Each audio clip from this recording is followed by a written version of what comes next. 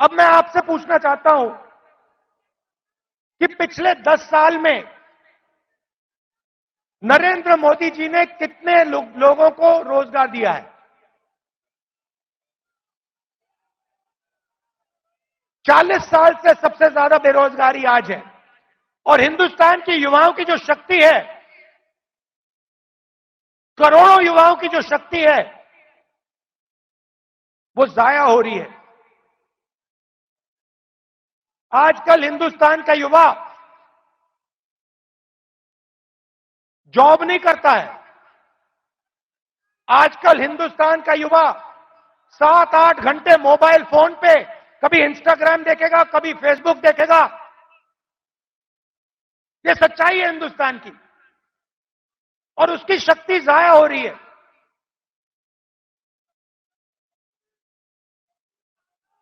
एक तरफ किसानों पर आक्रमण, युवाओं पर आक्रमण और दूसरी तरफ हिंदुस्तान के 2-3 अरबपतियों को देश का पूरा धन दिया जा रहा है। यह सच्चाई है। भाइयों और बहनों सुनिए, कुछ दिन पहले मेरे पास कुछ युवा आए, मुझे कहते हैं, राहुल जी, अग्निवीर योजना से पहले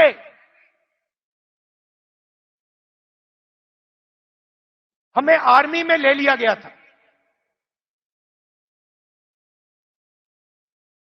1,50,000 युवाओं को हिंदुस्तान की सेना ने और एयरफोर्स ने एक्सेप्ट कर लिया था। उन्होंने फिजिकल टेस्ट पास कर दिया और एक्सेप्टेंस उनको मिल गई। 1,50,000 युवा।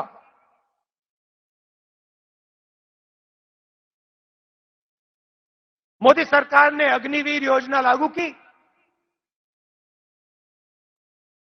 और 1,50,000 युवाओं को उन्होंने आर्मी में, एयरफोर्स में नहीं आने दिया।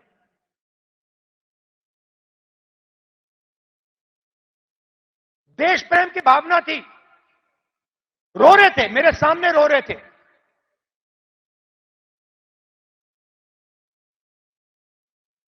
आंसू आ रहे थे, कह रहे थे सरकार ने हमारी जिंदगी बर्बाद कर दी है, जिंदगी खत्म कर दी, हमारा मजाक उड़ाया जाता है।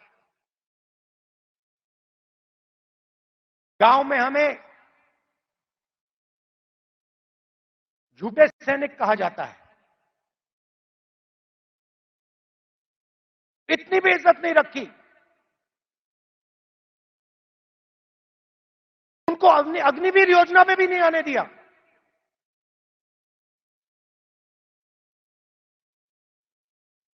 बाहर उठा के फेंक दिया।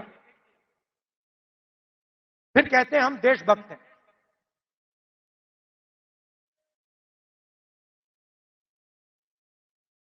इससे देश का फायदा नहीं होने वाला।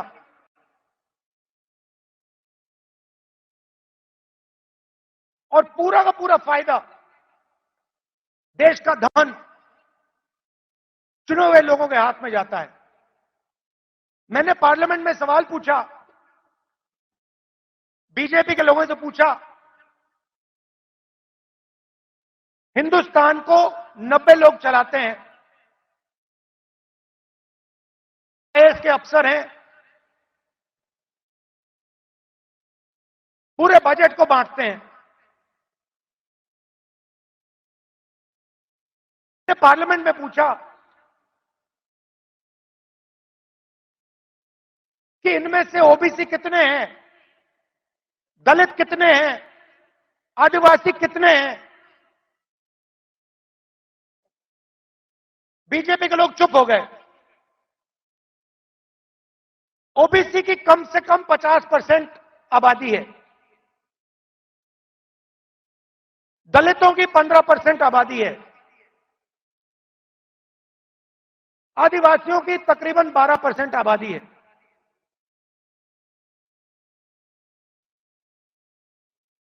90 अफसर में से 3 ओबीसी हैं।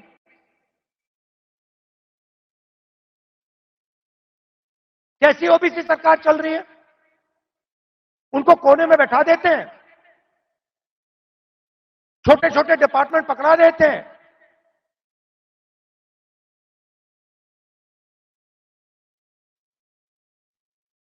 हिंदुस्तान की सबसे बड़ी कंपनी, 100-200 सबसे बड़ी कंपनी की लिस्ट निकालो, मुझे दिखा दो इनमें कौन सा ओबीसी है, कौन सा दलित है, कौन सा आदिवासी है। स्टेट की ब्यूरोक्रेसी में दिखा दो।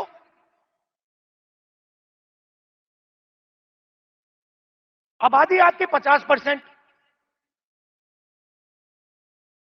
दलितों की 15%, आदिवासियों की 12%।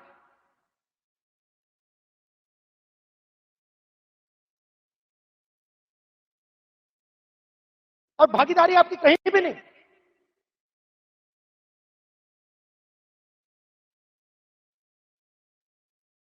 टॉप कंपनीज का नाम निकालो और मुझे दिखा दो इन कंपनियों में ओबीसी कहां बैठा हुआ है, दलित कहां बैठा है, आदिवासी कहां बैठा है।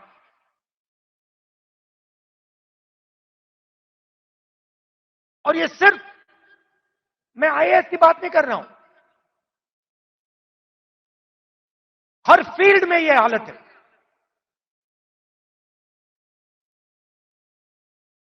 तो मैंने सवाल पूछा, मैंने कहा देखिए जाति जनगणना होनी चाहिए, देश को पता लगना चाहिए कि इस देश में ओबीसी कितने हैं। उसके बाद नरेंद्र मोदी जी के भाषण बदल जाते हैं। पहले अपने आप को ओबीसी कहते थे, मेरे भाषण के बाद कहते हैं हिंदुस्तान में तो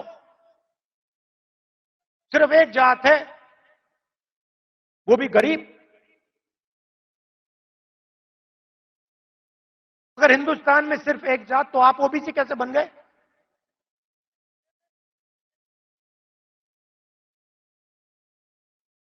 तो हमने निर्णय ले रखा है, जैसे ही हमारी सरकार आएगी, दिल्ली में आएगी, हम जाति जनगणना आपके लिए करके दिखा देंगे।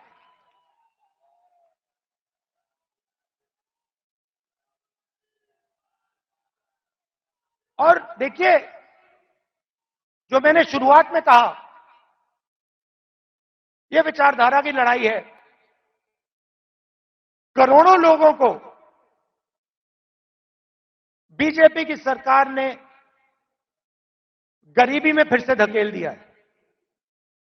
जो काम हमने भोजन के अधिकार से, मनरेगा की मदद से किया,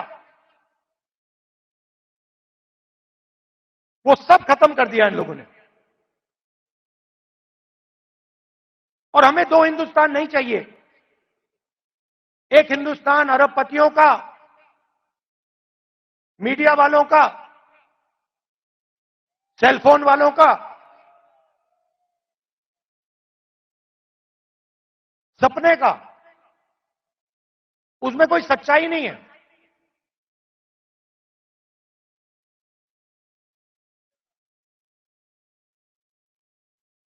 हिंदुस्तान के युवा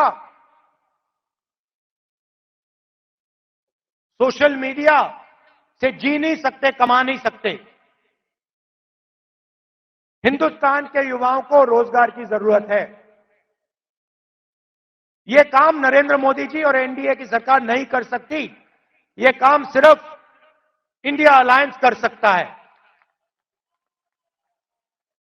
क्योंकि इस काम को करने के लिए हिंदुस्तान की जनता की आवाज को सुनना होगा,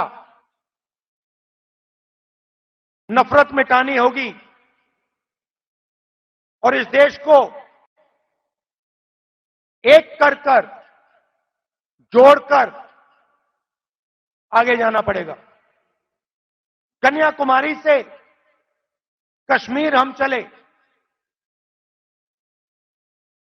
4000 किलोमीटर चले, नफरत के बाजार में मोहब्बत की दुकान हमने खोली। आप कांग्रेस पार्टी की विचारधारा समझना चाहते हो, इस लाइन से आप समझ जाओगे। सिर्फ एक लाइन की जरूरत है। अगर आपके दिल में हिंदुस्तान के लोगों के लिए मोहब्बत है, अगर आप नफरत के बाजार में मोहब्बत की दुकान खोलना चाहते हो, तो आप कांग्रेसी हो।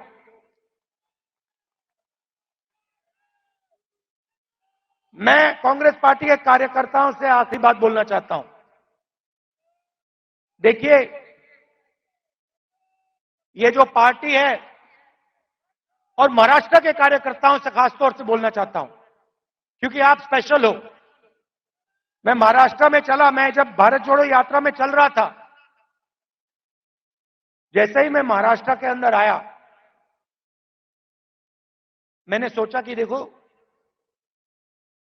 ये कांग्रेस की जमीन है, ये कांग्रेसियों की जमीन है। इस जमीन में लोगों को कांग्रेस की विचारधारा बिना समझाए समझ आ जाती है। और अगर हमारी लड़ाई शुरू हुई तो महाराष्ट्र से हुई थी, इसलिए हम यहां नागपुर में आए हैं आपसे बात करने। तो आप बब्बर शेर हो, आपको किसी से नहीं डरना। आप नहीं डरते हो, आप बब्बर शेर हो, और आपकी विचारधारा की लड़ाई है, आपके दिल की लड़ाई है। और आप और हम मिलकर, आप और हम मिलकर महाराष्ट्र में और पूरे हिंदुस्तान में चुनाव जीतने जा रहे हैं। आप सबका दिल से बहुत बहुत धन्यवाद। नमस्कार, जय हिंद।